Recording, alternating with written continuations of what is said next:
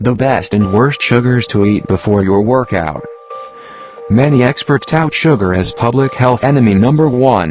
Considering eating too much of it can lead to obesity, heart disease and diabetes, the title does make sense. Also because most people overconsume it. The American Heart Association recommends that women eat no more than 6 teaspoons of added sugar a day and men no more than 9. Added means any sweetness that doesn't occur naturally in food and includes ingredients like high fructose corn syrup and honey. Sadly, the typical American tends to throw back a whopping 20 teaspoons a day. Check out the sneaky sources here. The good news: you do need sugar, especially if you're active and particularly from whole foods, like fruit and oats. Yes, even oats contain some sweetness.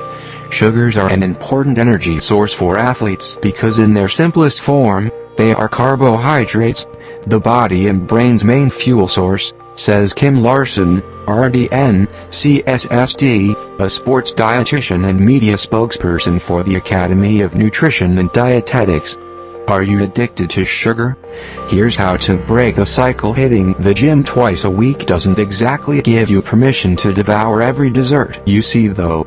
You still need to be careful about how much you eat. Also, keep in mind you probably don't burn off as much as you think, Larson adds. A lot of sugar just isn't necessary and only adds unwanted, excess calories, she explains.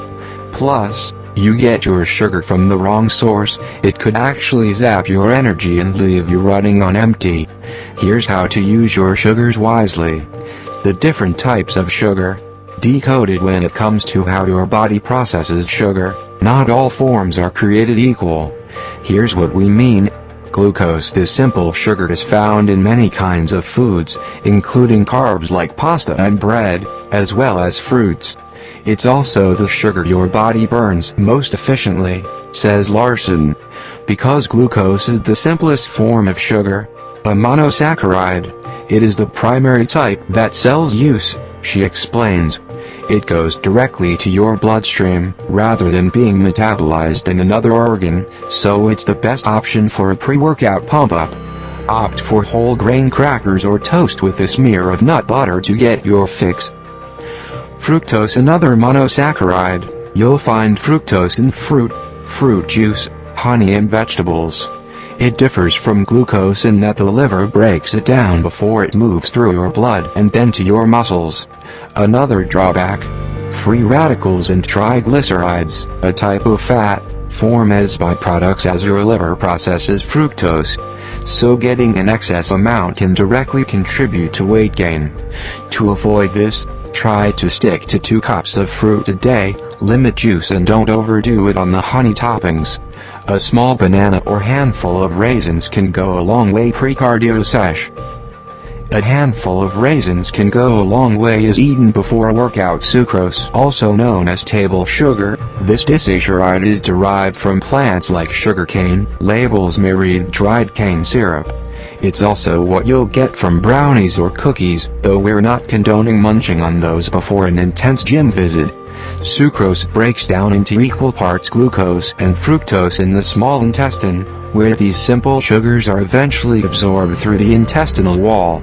It then gets into the bloodstream, where a protein takes the glucose to muscle cells to use for energy or store for later use. Maltose. Found in molasses, this sugar consists of 2 parts glucose.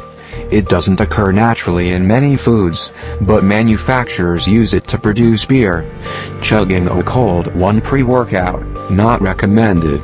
Also a disaccharide. It takes some time for the glucose to get to the muscles because it first needs to go through the small intestine.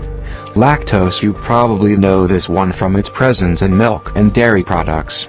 It's also broken down in your small intestine, where it's converted into the monosaccharides, glucose and galactose. After that, it travels to the bloodstream to power up your muscles. Some people do have trouble digesting this one, so skip it before spin class if you're prone to stomach issues. Lactose, found in dairy products like milk, can help power up your muscles.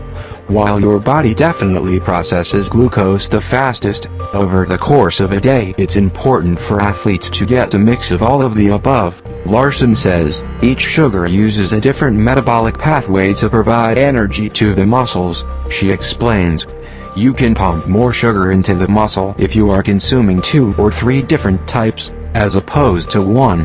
That's a distinct advantage that delays fatigue and increases training intensity and performance.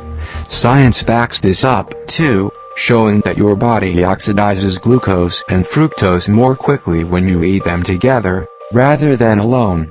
Snacks that contain both, popcorn, apples and bananas. Consider the source. No sugar is necessarily bad before a workout, but how it's packaged makes a difference in how the body absorbs it, says Larson. It's always best to get sugar from whole foods rather than from a candy bar.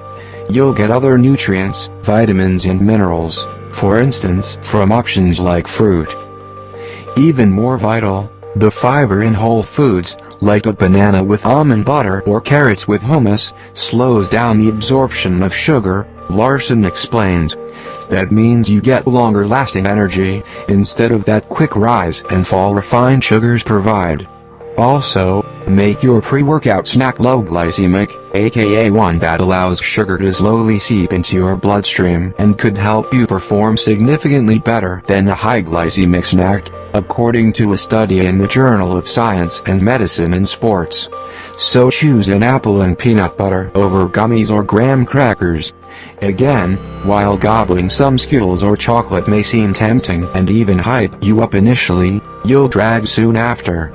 A candy bar just dumps all of the sugar quickly into the bloodstream, she says. After eating, blood sugar may fall even further, making you feel lousy and potentially causing headaches and fatigue. Not fun when you're trying to eke out extra representatives or another mile. Time your pre-workout sugars right. The intensity and duration of the exercise is important to consider, Larson says. If you work out for more than 90 minutes, sip on a sports drink ahead of time to hydrate your body and spare glycogen stores, muscle's main source of energy.